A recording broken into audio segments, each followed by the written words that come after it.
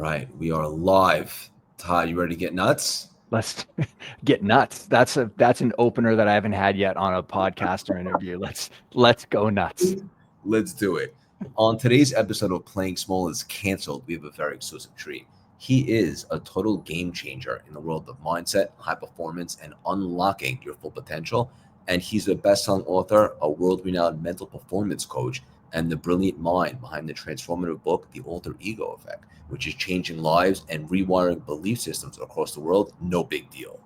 For over 2 decades, he has mentored Olympic athletes, top CEOs, public figures, and entrepreneurs, helping them tap into the limitless power of identity and imagination to perform at their absolute peak.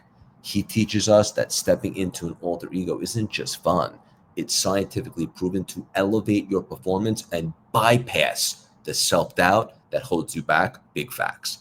He's just a juggernaut in all facets of life and a terrific human being.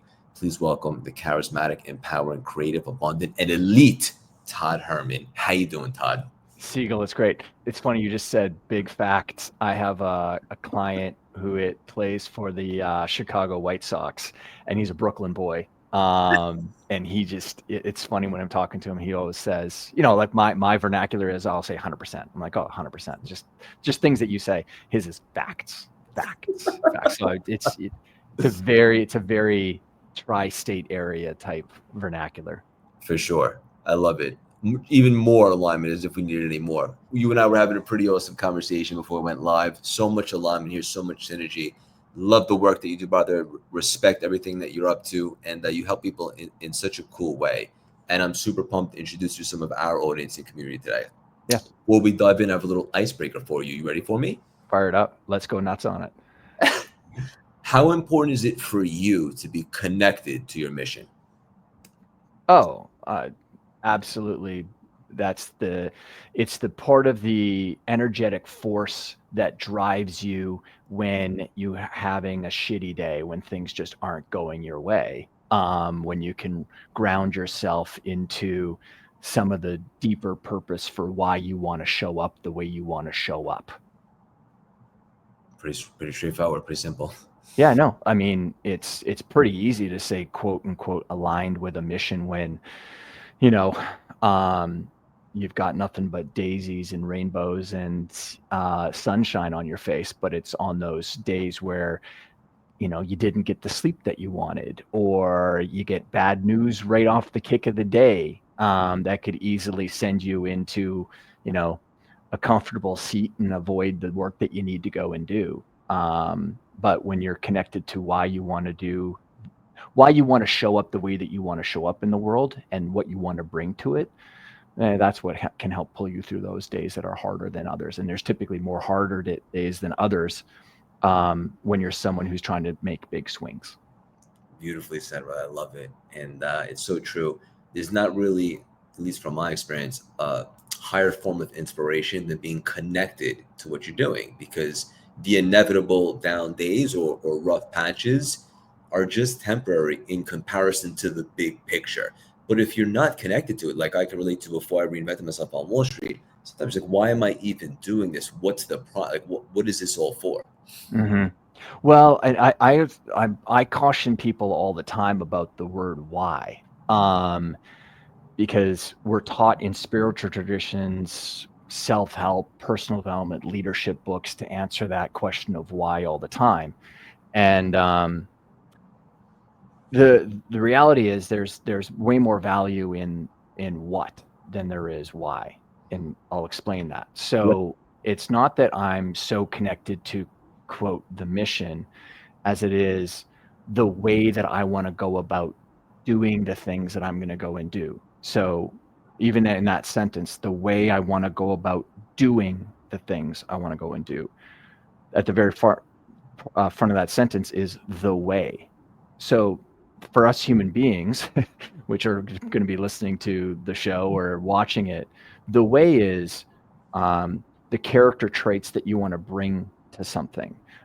It's the values or the attitude that you want to bring to a situation or an activity that you're doing. And you have a lot more as someone who works with, super high level athletes that are under a lot of scrutiny, or they're put into positions of a lot of pressure, the thing that they have way more control over is the way that they're going to go about performing when they're out there. So when you think about it that way, like there's certain traits that I want to bring to how I operate. And no matter what I go and do in the world, that can be sometimes largely out of my control, what I could be doing today, because the world might throw a bunch of crap at me. But my attitude that I take to it can be the difference between slogging my way through it or enjoying it because I know it's reinforcing certain traits and qualities within me that's going to make me even more valuable, more peace-minded, or anything of that kind of sort. So, what is more important for me than why? Incredible. It reminds me of the difference between doing and being, right? So you could do things, but who are you being in the process? Yeah, So it's all in for whatever it is you're doing, whatever task that you have in front of you. Are you all in? Are you present? Are you giving that interaction everything you got? That yeah. typically opens you up for something even probably bigger than you initially anticipated. And for the person who's listening who like might be a little bit more visually minded too, is if you think about two circles on a Venn diagram, I draw this out all the time. Like when I think about all the different frameworks and models that I've built out over the almost 30 years now that I've been doing this, to simplify something down into something that's practical and useful for people, is in those two circles, think about the word what and then way. And at the very center is where your peak performance might sit. So, there's the things that you need to go and do. That's the what part of things, or what is this going to entail for us to go and create success. And then there's the way that you're going to go about doing it, and that's the kind of magical part of each individual. And that could be your attitudes, your perceptions of things, the spirit or the energy that you go about doing the activity. And if your approach to things, the way that you're going to approach it, is very much in alignment with how you're built, the way that you want to show up in the world, that's where really kind of magic can sit. And people can call it peak performance, flow state, zone, whatever. That's the fun part of what I get to go and do with people. Absolutely unbelievable. I know that you're very well known for being connected to the late great Kobe Bryant. I'm not sure if it was him or somebody else that said this, maybe Michael Jordan or Kobe, but basically the fact that they give every single thing that they have to every single play of every single game because they never know who just bought a ticket and is watching them for Yeah. the first time. And that reminds me of what you were just saying, just the way they go about it. Yeah, that's Kobe. Kobe said that. Yeah, and even just the way that they approach their practice, to use a now modern day and present day athlete who is at the peak of his sport, Connor McDavid, who's the Hockey player. um, you know an absolute phenom of an athlete. I get the chance to be around Connor many times, and the way that you see him practice, like he has highlight reel performances on ESPN every single week where someone goes, I've never seen that before. That was incredible. How can he do that at that rate of speed, be able to control the puck off of his skate and kick it up to his stick? Well, the reason he can do that in a game is because every single practice and every single drill that he does in practice, he does it at full speed. There's no 75%, there's no 50%. And so that's just reps when you kind of break it down into something that's usable for all of us. At the end of the day, if you want to be great at anything, it takes reps. You need to do the reps. Now, what's the quality of those reps that you're doing? Are you putting everything that you can into that rep? Are you doing it with all of your intention, all of your attention, and then all of your energy?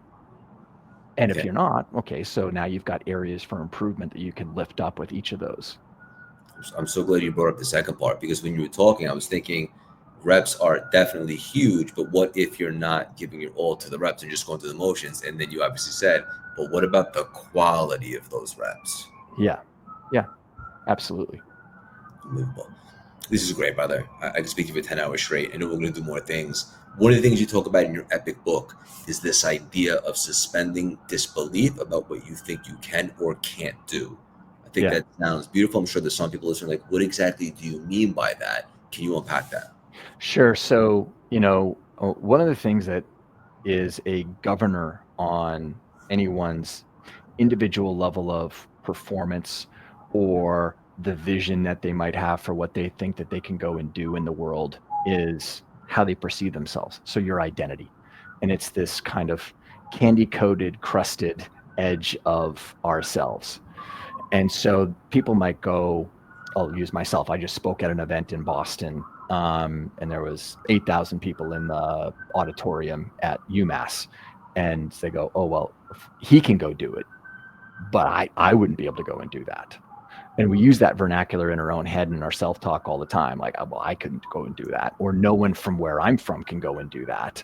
And that's because you have a perception of what you think you can and cannot do. And over the course of my career and being able to work with the types of people I was able to work with, a theme kept on revealing itself where my best performers would talk about having a character, a persona, an alter ego, a secret identity that they used as a mechanism to help pull the best parts of them out and into their sport.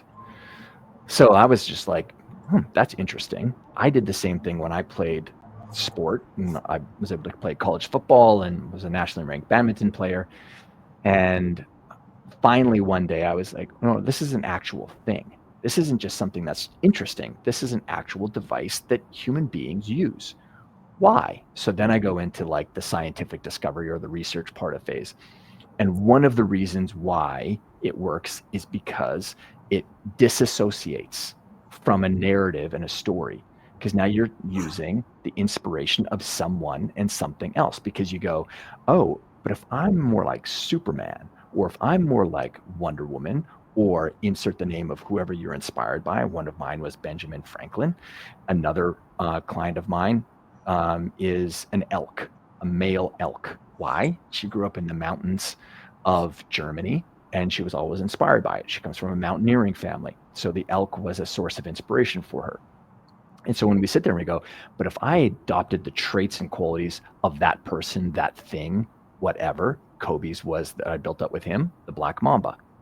And there's a whole set of reasons why we built out and used the snake as the device for him. Then we can suspend the disbelief of what we think we can and cannot do. And we're now using what is really one of our great superpowers, our creative imagination, to suspend the disbelief, to move past resistance. And resistance will always lose when you're using your creative imagination. People talk about resistance. You can call that fear, you can call that doubt or worry. Resistance will lose every fucking time when you use your creative imagination because that is our superpower. This is so powerful. This is a 10-figure conversation because I think of this idea of consciousness, something I'm very big on with spirituality, but everybody's consciousness, I think just the definition of that is who you are, who you think you are. And everybody's definition of who they think they are is limited. It could be based upon what they were taught or society, whatever the case may be. And so what you're encouraging people to do is to acknowledge that, but having an alter ego or something else that you can tap into, that identity is not limited. No, because your creative imagination gets to add. We're already attributing traits and qualities to whoever and whatever we're inspired by. And now when you truly um, leverage that method, what you're doing is you're tapping into the traits and the qualities of whatever story you're telling about what it means to be a snake. So go to Kobe, for example. One of the reasons why we chose the snake was because of the pain that he was going through or the future pain that he was experiencing in his head, which was that he was so concerned that his game focus was going to be lost into going into the 2003 2004 season because of all of the criminal trial and the stuff that was going on around him back at that time. And he was concerned that it was going to be the first time that he was going to be hearing trash talk from the stands. He never really heard it before. And so now he's wrapping his own conscious thinking about and projecting out into the future that he's going to be paying attention to or worried about paying attention to stuff that he never worried about before. Well, when he's telling me that, I'm automatically sort of using my creative imagination and sourcing, well, what doesn't even hear sound? Well, robots. One of the options could have been using a mechanical type alter ego. But I used with him what is known as a closed loop organism. So in the animal kingdom, there's open loop organisms and closed loop organisms. And sorry to the listener, I'm kind of going to go nerdy on you here, but this is typically that I've done enough of these interviews that I know that some people find it fascinating. So an open loop organism is us, human beings, dogs, cats, whales, dolphins. We get energy off of the emotional experience of each other. We're open loop. We share it with each other. That's why if we did this interview in person in your office, it's going to have a very different quality than it is right now where we're interacting with technology. Still, because we're so skilled at what we do, we can make it entertaining for everybody, right? So we're open loop. Then there's closed loop organisms. They don't get emotional energy. They don't feed off of the experience of each other. Snakes, spiders are in that quality. So I wanted to shut down the emotional experience with that, the use of that alter ego for Kobe. So we indexed towards the snake. That was the original alter ego, was just a snake. But the other reason was because they don't hear things. There's no ears on the snake. They're not listening for anything. So if you're really going to suspend the belief of yourself and who you think you are, and you're going to truly tap into the snake, then you can't hear anything. And the moment that you hear something or you're listening to something, that means Kobe took back over again, and you need to re-engage. And so we create these triggers and these moments of transformation where someone can re-engage with that identity, and it's like a switch that happens. Switch in the documentary that just came out on Kobe's life, like that's literally the clip that they kept on using in their advertisement for the segment that I was in was, and then we flipped the switch. We use that vernacular all the time. We flip the switch. I'm just trying to give people real process and real methodology on how to go about doing that, because well, that's what I'm paid to do. With the framework and a formula. I love it. What documentary just came out about Kobe? The Making of a Legend, the Kobe Bryant story on HBO. Is that new? Yeah, it came out like February, March of this year. So it's a three-part series that kind of follows his life. I'm all over it. Taking it off right now. I get off on that stuff. I love it so much. So in regards to everything that you just taught us, makes absolute sense. There's a couple other topics. We won't get to them all today, but just the idea of being able to increase one's capacity and also remove doubt. Can we accomplish both of those things with a commitment to tapping into this alter ego? Or do you also teach up other strategies to do those as well? Oh, if you think about the way that I, going back to circles, triangles, and squares, which is, I'm dyslexic and I'm diagnosed ADD long before they kind of started handing these things out as cereal box cards to people. But so I think in pictures, and just to organize my world for people, there's kind of three circles that I pay attention to. There's the inner game of someone, there's the strategy game, and then there's the execution game. And those three circles are what I'm paying attention to. What tools can I give people? So the alter ego is just one of the tools that I would use with people. One other one that I would say, you brought up doubt. One of the things that is a thorn in the side of most people is literally the idea that you're not supposed to have doubt. I'm around some incredible talents in entertainment, sport, and business. Every single one of them has doubts. Every single one of them has doubts. And what I want, and they struggle with just like, I'm doubting myself. And I'm like, no, you're supposed to. That's just a part of the activity of the mind. But what's great about you is you're standing at the very top of your mountain or your industry. And yet you did it doubting yourself some of the time, not all the time. And one of your ways that you combat that doubt is work ethic. The one thing that is very difficult to help people with is overcoming doubt when they don't have the work ethic. Those two ingredients don't go together. You can't overcome doubt and not do the work. So my frame for most people is, no, do the work anyway. Do the work even if you do doubt. And then over time, we can create momentum. And then my job is to constantly shift your perspective and say, look at what you did. You did it anyway, and you doubted some of the time.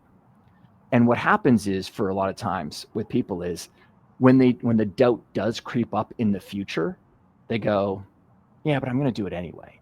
So the doubt doesn't grip them emotionally as much over time because they know that fundamentally they're going to just keep going.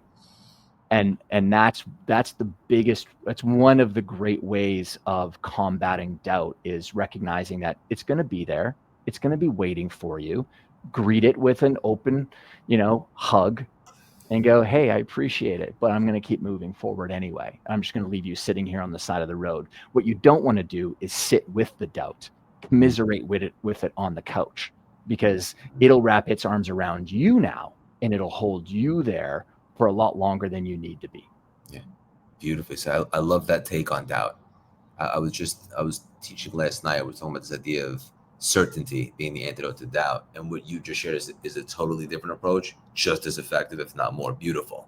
The certainty can come then, Craig, from the knowledge that no matter what, you're going to go ahead and you're going to put the work in. You're going to do it anyway. That's where the certainty is. The certainty is, so now it's bringing it back to the vessel of you. My certainty is that I'm just not going to stop. I'm going to be relentless with my approach. And I know that all these other things that sit out there that could be, lassos or strings that could hold me back, doubt, worry, fear, rejection, judgment, criticism, they're going to be there, but I'm just going to keep moving anyway. And even the language of that, and I say that it's even in the voice in your own head. This is one of the things that we coach people on, is when you say it to yourself, you don't need to say it with such gritted teeth. You can say it with a relaxed way. It's like, I'm going to do it anyway. Like just that, like of course I'm going to do it anyway. Like almost like a playful energy. 100%. Big facts. We're going to put a pin in it right there. I know everyone's going to want so much more. We'll do some more things, almost like a cliffhanger. For our community that's going to want to immediately go deeper with you in some capacity, brother, what's the best way for everyone to stay involved in your movie? So toddherman.me is my home base on the interwebs, and that has links to like the book, and Todd_Herman is typically where I sit on most social media, and we typically put up stuff every single day. And then I've got a newsletter that people can check out at toddherman.me as well. So amazing. This is incredible, brother. Hang out for 1 second. Thank you so much for stopping by today and dropping these priceless, juicy nuggets. Thanks, man.